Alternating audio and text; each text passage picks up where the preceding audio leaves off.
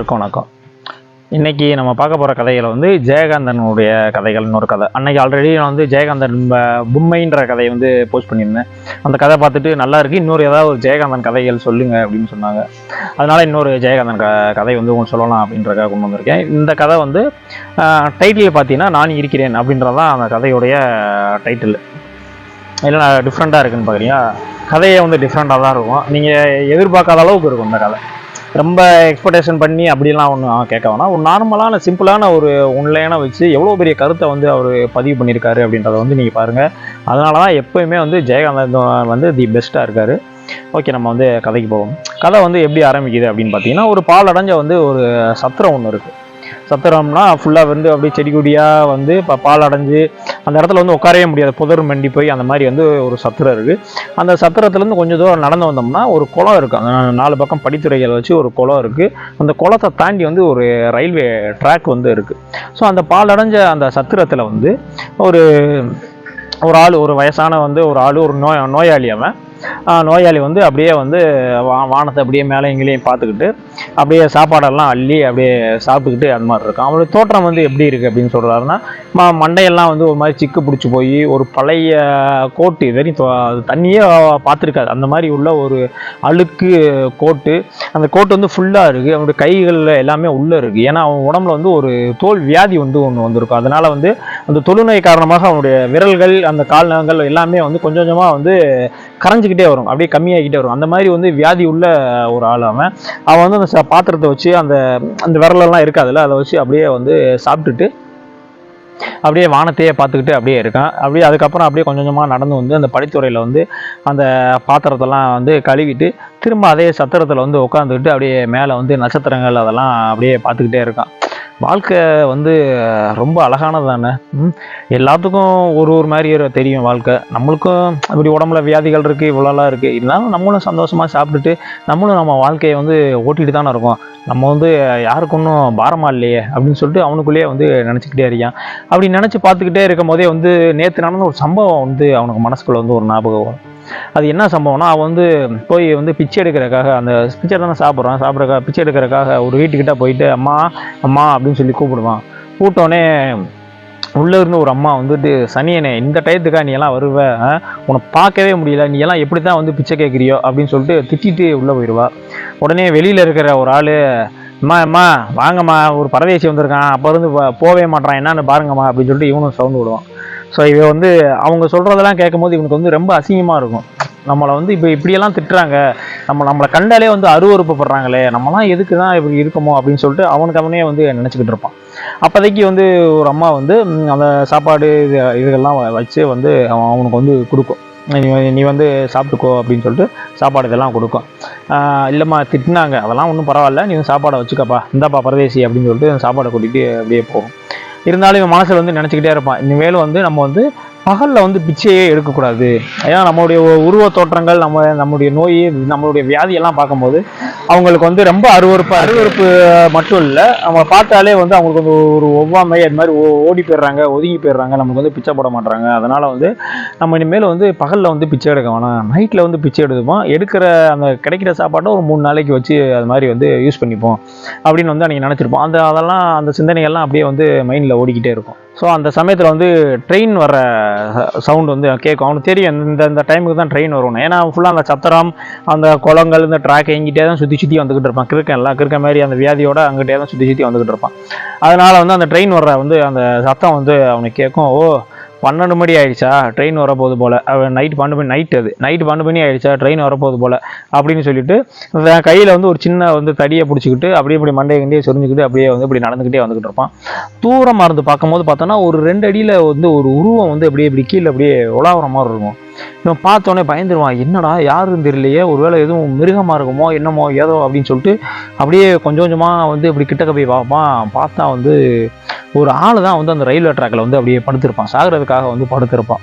பார்த்தோன்னே அவனை தோணினான், அடட இது மிருகங்கள்லாம் கிடையாதுப்பா, எவனோ மனுஷ பையன்தான், எவனோ வந்து சாக வந்திருக்கான், வாழ்க்கையை வெறுத்துட்டான் போல அப்படின்னு சொல்லிட்டு மனசை வச்சுட்டு இங்கேருந்து அந்த கம்பை வச்சு ஊண்டிக்கிட்டே வந்து கிட்டக்க போகிறாரு. ஏன்னா நான் ராத்திரி வேறு, அது இருட்டான இதாக இருக்கும்ல, அதான் கிட்டக்க போகிறாரு. கிட்டக்க போயிட்டு என்ன பண்ணுறாரு, அந்த ட்ரெயின் வர சவுண்டு வந்து கேட்குது, கிட்டத்தட்ட வரப்போகுது. அப்போதைக்கு என்ன பண்ணுறது, கையில் அந்த தடியை வச்சு அடியில் விட்டு குத்தி அவனை வந்து அப்படியே இப்படி திருப்பி போட்டுட்டு இவரும் போய் அந்த சைடு போய் அப்படியே விழுந்துடுறாரு. விழுந்தோடனே அந்த ட்ரெயின் வந்து கிராஸ் ஆகுது. அந்த ட்ரெயின் கிராஸ் ஆகிறத கூட ஜெயகாந்தன் எப்படி சொல்லியிருக்காருன்னா, அவங்க 2 பேரும் நிழலை வந்து அந்த ட்ரெயின் வந்து அடித்து இழுத்துட்டு போச்சு அந்த சைடு அப்படின்ற மாதிரி அவர் சொல்லியிருப்பார். இழுத்துட்டு வந்து, யோ என்னையா நீ பாட்டு வந்துட்டு சாகிறதுக்கு வந்துட்டியா, நாட்டில் எவ்வளவோ பிரச்சனை இருக்குது, உனக்கு என்னவோ பிரச்சனையோ, நீ பாட்டு அதுக்குன்னு எடுத்தோடனே வந்து சாகிறதா முடியவா? இப்படி தான் 3 நாளாக மாற்றி அவன் வர்றான், எல்லாத்தையும் வந்து நானே காப்பாற்றிக்கிட்டு இருக்கேன். முந்தானத்தில் ஒரு குழந்தை வந்து இங்கே சாப்பிட்டுட்டு இருந்தாங்க, ஆப்போசிட்டில் அப்படியே ட்ராக்கை கிராஸ் ஆகி இந்த சைடு வந்துருச்சு, அதையுமே நான் தான் வந்து காப்பாற்றி விட்டுட்டு போனேன். உங்களுக்கு இதே வேலையா? நீ யாராவது தற்கொலை பண்ண வருவீங்க, உங்களை ஃபுல்லாக நானே இப்படியே வந்து காப்பாற்றிக்கிட்டே இருக்கணுமா அப்படின்னு சொல்லிட்டு அந்த வியாதியான அந்த பிச்சைக்காரன் வந்து சொல்லுவான். இவன்கிட்ட வந்து எந்த பதிலுமே வந்து வரவே வராது. அப்போ அந்த வியாதிக்காரன் நினைப்பான், அவனை பார்க்கும்போது பார்த்தோன்னா அவன் நல்லா வெள்ளை வேட்டி, அந்த ஃபுல்லாக வெள்ளை வேட்டி வெள்ளை சட்டை போட்டு நல்லா ஆள் வந்து கலராக கழுத்தில் செயின்லாம் போட்டு நல்லா தான் இருக்கான். இவன் ஏன் வந்து வந்திருக்கான்? நம்மளை மாதிரி வந்து யாருமே இல்லாமல் கையில் அந்த வியாதியோடு இப்படி இருந்தால் கூட அவன் சாகணுன்ற எண்ணம் வந்திருக்கலாம். அவன் நல்லா தானே இருக்கான், இவன் ஏன் இப்படி வரான், இவன் ஏன் இப்படி சாகிறதுக்கு வரான் அப்படின்னு சொல்லிட்டு அந்த வியாதியான பிச்சைக்காரங்க வந்து அந்த தோணிக்கிட்டே இருக்கும். சரியா வா போகலாம் வா அப்படின்னு சொல்லிட்டு கூப்பிடும் போது அவனால் வந்து எந்திரிக்க முடியாது. அப்போ தான் வந்து கொஞ்சம் உத்து பார்க்கும்போது அவனை முழங்காலுக்கு கீழே பார்த்தோன்னா அந்த கால் வந்து ரெண்டும் கொஞ்சம் சூம்பி அப்படியே தொலைன்னு வந்து ஆடிட்டு இருக்கும். ஸோ அதனால் அவனுக்கு தெரிஞ்சிருச்சு, அந்த வியாதி பிச்சைக்காரங்க வந்து தெரிஞ்சிருச்சு, இந்த ஆள் வந்து நொண்டி அப்படின்றது வந்து அவன் தெரிஞ்சிச்சு. ஆனால் எதுவும் வந்து கேட்க மாட்டான். சரி இருந்தா என் தோலை பிடிச்சி நீ எந்திரி அப்படின்னு சொல்லிட்டு தோலை கொடுப்பான். தோலை பிடிச்சிட்டு அப்படியே நொண்டி வருவான். இந்த ஆளும் இப்படி கம்பை உண்டி அப்படியே போயிட்டே இருப்பார். உடனே வந்து அவன் கேட்பான், நான் வந்து உங்களுக்கு ரொம்ப பாரமாக இருக்கணா அப்படின்னு சொல்லி கேட்டோடனே அந்த வியாதியான பிச்சைக்காரன் சொல்லுவான், அதில் என்னையா இருக்கு, வாயா எதுனாலும் நம்ம அங்கே போய் அந்த திண்ணையில் உட்காந்து சத்திரத்தில் உட்காந்து பேசிக்கலாயா அப்படின்னு சொல்லிட்டு போகும்போது அப்படியே 2 பேரும் அப்படியே தத்தி வந்து அந்த திண்ணைக்கு வந்து போயிடுவாங்க. அப்போ வரைக்குமே அவன் அந்த சாக போனாலும் அவன் வந்து அழுதுகிட்டே தான் இருப்பான். ஆனால் என்ன விஷயம் என்ன நடந்துச்சு எதுனே சொல்ல மாட்டான். ஆனால் வந்து அழுதுகிட்டே தான் இருப்பான். அந்த வியாதியான பிச்சைக்காரனும் வந்து என்ன எதுன்னு சரி அங்கே சத்திரத்தில் போய் உட்காந்த பாரு கேட்டுக்கலாம், இவன் வந்து தற்கொலையே பண்ணிக்க வந்திருக்கானா, அப்போ ஏதோ ஒரு பெரிய சம்பவம் நடந்திருக்கு, என்ன எது நம்ம அங்கே போய் விசாரிச்சுருவோம் அப்படின்னு சொல்லிட்டு அங்கே போன பாரு கேட்டுக்கலாம்னு சொல்லிட்டு அங்கே வரைக்கும் போய் அப்போ உனக்கு என்னையா பிரச்சனை, ஆள் பார்க்க நல்லா இருக்க, வீட்டில் அம்மா இருக்காங்கல்ல, அப்பா இருக்காங்கல்ல, அண்ணன் தம்பியெல்லாம் இருக்காங்கல்ல அப்படின்னு கேட்டோன்னே இருக்காங்க, எல்லாருமே இருந்து எதுக்கே நீ சாக வர, எனக்கெல்லாம் யாருமே கிடையாது இங்கே, அதுவும் இல்லாமல் எனக்கு வியாதியெல்லாம் வேறு இருக்குது, நானே வாழணும்னு நினைக்கிறேன், நீ ஏயா போய் சாகணும்னு நினைக்கிற அப்படின்னு கேட்டோன்னே அவன் சொல்லுவான், இல்லைங்க எனக்கு வந்து இந்த மாதிரி கால் வந்து இந்த மாதிரி நான் நொண்டி, எனக்கு வந்து எங்கள் அம்மா தான் வந்து ரொம்ப செலவழித்து வந்து வைத்தியம் பார்த்துட்ருக்காங்க, என் தம்பியும் அப்பப்போ வந்து சப்போர்ட் பண்ணுவான் அந்த ஆஸ்பத்திரிக்கு, எங்கள் தம்பிகிட்ட வந்து வாங்கி எங்கள் அம்மாவும் வந்து என்னை வந்து நல்லா தான் பார்த்துட்டு இருந்தாங்க. இப்போ என் தம்பிக்கும் வந்து கல்யாணம் ஆகிடுச்சு, அவனும் வந்து தனி குடும்பம் ஆகிட்டான், அவன் குடும்பத்தையும் பார்க்கணும். இப்போ போய் எங்கள் அம்மா வந்து எனக்கு காசு வேணும், தம்பிக்கு வந்து காசு கொடுயா ஆஸ்பத்திரி காட்டணும் அப்படி இப்படின்னு சொல்லி எங்கள் அம்மா வந்து கேட்குறாங்க. ஆனால் என் தம்பினால் வந்து கொடுக்க முடியலை. ஆனால் ஒரு சுச்சுவேஷனில் அவன் வந்து டென்ஷன் ஆகிட்டு இந்த நொண்டிக்கு வைத்தியம் பார்க்க உங்களுக்கு நான் பொழுதனே காசு கொடுத்துட்டே இருக்கணுமா அப்படின்ற மாதிரி கேட்டுட்டான். வேறு யாராவது சொல்லியிருந்தா கூட பரவாயில்ல, என் கூட பிறந்த தம்பியை வந்து என்னை வந்து ஒரு நொண்டி அப்படின்னு சொல்லிட்டான், அது வந்து என் மனசை வந்து ரொம்ப பாதிச்சிருச்சு, இதுக்கு மேலே நம்மளாம் இருந்து என்னடா பண்ண போகிறோம் அப்படின்ற அளவுக்கு தோணிடுச்சு. ஆனால் அந்த சுச்சுவேஷன் கூட எங்கள் அம்மா வந்து எனக்கு ஆறுதல் சொல்லி, இல்லைப்பா ஒரு தூரத்தில் வந்து ஒரு வைத்தியர் இருக்கார், அவர்கிட்ட போய் காமிச்சா வந்து கால் நல்லா ஆகிடுமா, எல்லாம் ஊரில் பேசிக்கிட்டாங்க, நான் அவங்கள்ட்ட கூட்டு போகிறேன் அப்படின்னு சொல்லிட்டு தான் கையில் இருந்த காசை வச்சு அவனை வந்து அந்த டாக்டர்கிட்ட வந்து கூட்டு போகிறாங்க. பார்த்துட்டு அந்த டாக்டர் என்ன சொல்கிறாருன்னா, இல்லைப்பா இவனுக்கு வந்து கால் வர்றதுக்கு வாய்ப்பே கிடையாது அப்படின்னு சொன்னோன்னே அவங்க அம்மா வந்து டென்ஷன் ஆகிட்டு, போயா உனையெல்லாம் நல்ல டாக்டர்னு சொன்னாங்க, நான் அதனால தான் வந்தேன், நீயே ஒரு டுபாக்கூர் டாக்டராக இருப்ப போல அப்படின்னு சொல்லிட்டு மகனை குணப்படுத்த முடியாது அவன் சொன்னோடனே அந்த அம்மா வந்து டென்ஷனில் வந்து திட்டிட்டு வாப்பா போகலாம் அப்படின்னு சொல்லிட்டு கூப்பிட்டுட்டு பஸ் ஏற அப்படியே கிளம்புறாங்க. பஸ் ஏறும்போது வந்து உள்ளே அப்படியே கண்டக்டர் வந்து கொஞ்சம் ஸ்லோ பண்ணுறாரு. உடனே இவன் வந்து பொறுமையாக ஏறி உள்ளே போயிட்டான். கண்டக்டர் வந்து பின்னாடி திரும்பிலாம் பார்க்கல, யார் ஏறுறாங்க என்ன இதெல்லாம் பார்க்கல. உள்ளே ஏறி ஒன்று உட்காந்தோடனே அவங்க அம்மா வந்து உட்காந்துருச்சு, பக்கத்துலேயே வந்து இவனும் வந்து உட்காந்துக்கிட்டான். உட்காரும் போது வந்து இவனுக்கு தெரியாது, ஆனால் கொஞ்சம் நேரம் கழிச்சு தான் அப்படி மேலே பார்க்குறான், அது வந்து மகளிர் சீட், அது எல்லாமே வந்து லேடிஸ் மட்டும் தான் உட்காரணும். ஸோ அதுக்கப்புறம் வந்து கூட்டம் வந்து ஏறிக்கிட்டே இருக்குது. கூட்டம் ஏறிக்கிட்டே இருக்காமல் ஒரு பொண்ணு வந்து ஏறுது. அந்த பொண்ணு வந்து பார்க்குறதுக்கு ரொம்ப அழகாக இருக்கா, ரொம்ப ஒரு அழகோடையும் வனப்போடையும் அந்த மாதிரி சூப்பராக இருக்காள். அவள் பார்த்தோன்னே வந்து நம்மளுக்கு வந்து, ஏன்னா அவனும் ஒரு காலே நொண்டியாக இருந்தாலும் அவனும் ஒரு ஆண் தானே, அவனுக்கும் அந்த ஆசையெல்லாம் இருக்குல்ல, அவளை பார்த்தோன்னே வந்து ஆசை வருது. அவனும் வந்து மூஞ்சியை பார்த்துட்டு லைட்டாக சிரிச்சுட்டு அப்படியே அமைதியாகவே வந்து உட்காந்துக்கிட்டே இருக்கான். இவன் வந்து நின்றுக்கிட்டே இருக்கான். அவன் அந்த கண்டக்டர் வந்து என்ன சொல்கிறான், அங்கேருந்து சத்தம் போடுறான், யோ ஆம்பளை எந்திரியா, அங்கே லேடிஸ் நின்றுட்டு இருக்காங்க, நீ மட்டும் என்னையா உட்காந்துட்டு இருக்க அப்படின்னு சொன்னோடனே இவனுக்கு என்ன பண்ணுறனே தெரில. அவங்க அம்மா எதுவும் வாயை திறந்து எதுவும் சொல்லிடுவாளோ அப்படின்றதெல்லாம் என்னை யோசிச்சுட்டு டக்குன்னு சடக்குன்னு எந்திரிச்சிட்டு கம்பியை பிடிச்சிட்டு அப்படியே வந்து நின்றுக்கிட்டோன்னே இந்த இந்த பொண்ணு வந்து திரும்ப வந்து அவங்க அம்மா பக்கத்தில் வந்து உட்காந்துக்கிச்சு. இவனால் ரொம்ப நேரம் வந்து அந்த கம்பியை பிடிச்சிட்டு வந்து நிற்கவே முடியல. இவனால் இப்படியே தடுமாறிக்கிட்டே இருந்தோடனே அவங்க அம்மா வந்து அவங்க கண்டக்டரை கூப்பிட்டுமா, தயவு செஞ்சு என் பையனை வந்து உட்கார வச்சுருங்க அப்படின்னோடனே, எப்பா மகளிர் சீட்டுமா, மகளிர் தானம்மா உட்காரணும், நீ நம்ம பையனை உட்கார வச்சுக்கிட்டு இருக்க அப்படின்னோடனே, இல்லையா அது இது வரைக்கும் மற்ற யாரோ சொல்லி வந்து அவன் அந்த வார்த்தையை கேட்டிருப்பான். இது வரைக்கும் அவங்க அம்மா சொல்லி வந்து அந்த வார்த்தையை கேட்டதே இல்லை. முறை அவங்க அம்மா சொல்லிவிடும், இந்த மாதிரி வந்து என் பையன் வந்து நொண்டியா, அவனால் வந்து நிற்க முடியாதியா அப்படின்னு சொன்னோடனே இவனுக்கு அழுக தாங்காது. அப்படியே கண்ணெலாம் ரெட் ஆகி அப்படி அந்த கம்பியை மட்டும் பிடிச்சிக்கிட்டு, இல்லைம்மா என்னால் வந்து நிற்க முடியும், நான் வந்து நிற்கிறேம்மா அப்படின்னு சொல்லிட்டு அந்த எல்லாரும் இவனை வந்து ஒரு பாவமாக பார்ப்பாங்க, பரிதாபமாக பார்ப்பாங்க. அதை வந்து இவனுக்கு பிடிக்கவே பிடிக்காது, அதை இவனால் ஏற்றுக்கிடவே முடியாது.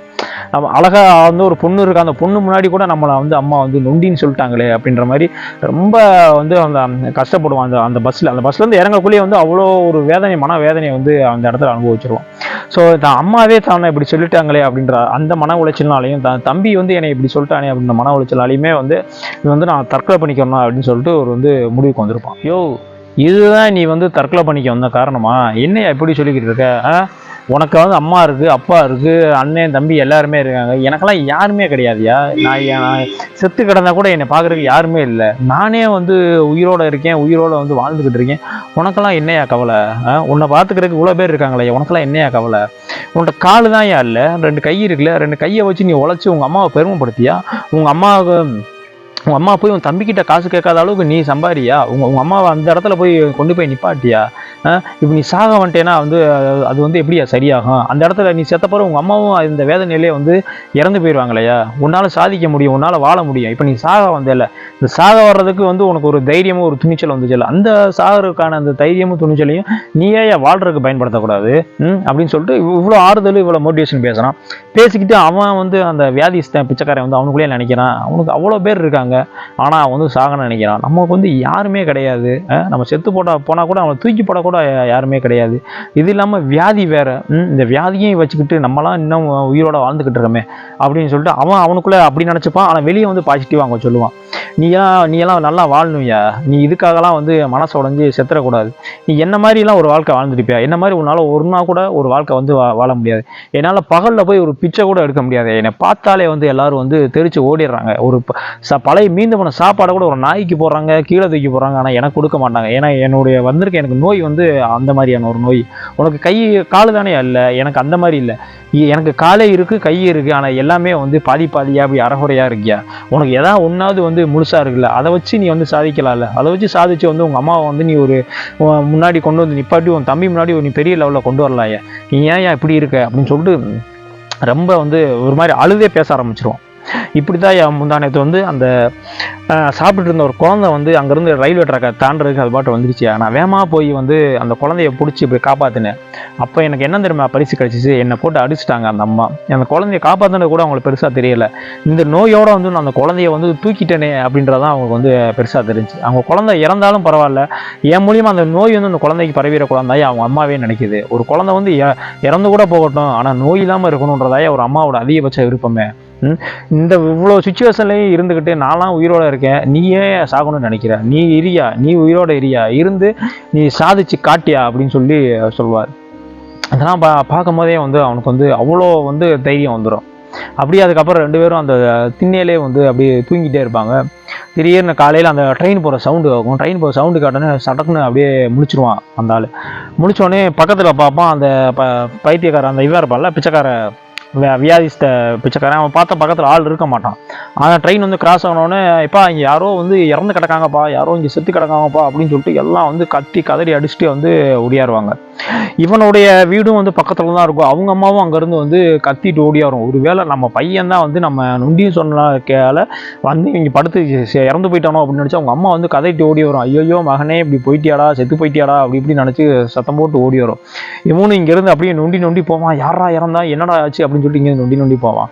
அப்போ அந்த சுற்றில அவங்களாம் பேசிக்கிட்டு இருப்பாங்க, எப்பா அந்த இவன் தான்ப்பா அந்த வியாதி வந்து ஒரு பிச்சைக்காரன் இருக்கான்ல, அவன் தான்ப்பா இங்கேயே தான் சுற்றிட்டு கிடப்பான், சத்திரம் அந்த ரயில்வே கேட்டு இங்கே தான் சுற்றிட்டு கிடப்பான், இன்றைக்கி பாரு ரயிலில் விழுந்துட்டு அவனே வந்து செத்து போயிட்டான் அப்படின்னு சொன்னோன்னே இதை கேட்டோன்னே வந்து அவனுக்கு வந்து மனசு தாழவே தாழாது.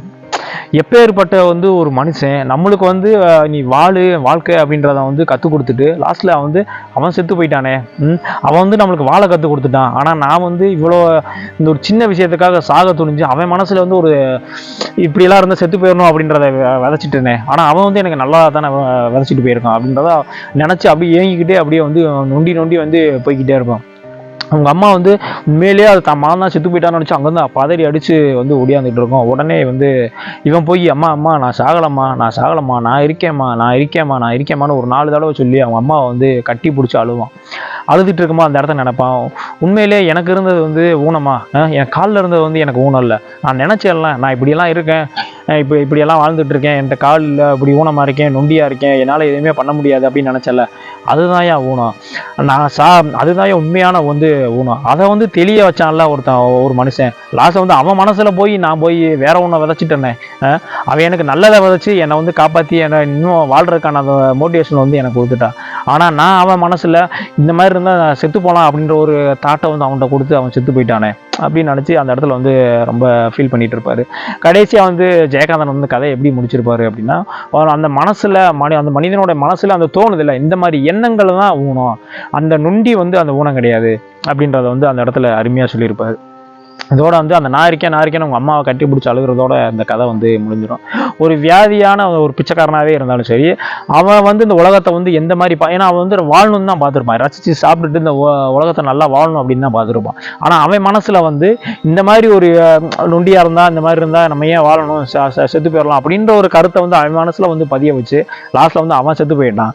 ஆனால் இவன் வந்து சாக வந்தவனை வந்து நல்லபடியாக ஒரு மோட்டிவேஷனல் பண்ணி நீயே எப்படி இருக்க அப்படி இருக்கன்னு சொல்லி அவனை வந்து சாக விடாமல் காப்பாற்றி அவனை வந்து வேற நிலைமைக்கு வந்து கொண்டு வந்திருப்பான். ஸோ ஜெயகாந்தன் வந்து இந்த கதையை வந்து கிட்டத்தட்ட 40-50 வருஷத்துக்கு முன்னாடியே வந்து எழுதிட்டாரு. ரொம்ப சூப்பரான கதை. நீங்கள் புக்கில் படிக்கும்போது வந்து உங்களுக்கு இன்னும் வந்து அருமையாக இருக்கும். அந்த பிச்சைக்கார பைத்தியக்காரன் அந்த வியாதியெல்லாம் அதெல்லாம் சொல்லும் போதே வந்து அந்த உண்மையிலேயே அந்த வியாதியான அந்த பிச்சைக்காரன் வந்து பக்கத்துலேயே அப்படி நிற்கிறானோ அந்த சீன்லாம் அப்படியே தெரியும் நீங்கள் புக்கில் படிக்கும்போது. ஸோ ஓகே, அந்த கதை உங்களுக்கு பிடிச்சிருக்குன்னு நினைக்கிறேன். பிடிச்சிருந்தா கண்டிப்பாக நம்மளுக்கு சப்ஸ்கிரைப் பண்ணிடுங்க, உங்கள் ஃப்ரெண்ட்ஸுக்கும் ஷேர் பண்ணுங்கள். பிடிச்சிருந்தா அவங்களும் சப்ஸ்கிரைப் பண்ணணும். வேறு ஏதாவது கதை சொல்லணுன்னா கண்டிப்பாக கமெண்ட்ஸ் வந்து சொல்லுங்கள், கண்டிப்பாக நான் சொல்கிறேன். அடுத்த கதையில் சந்திப்போம். நன்றி.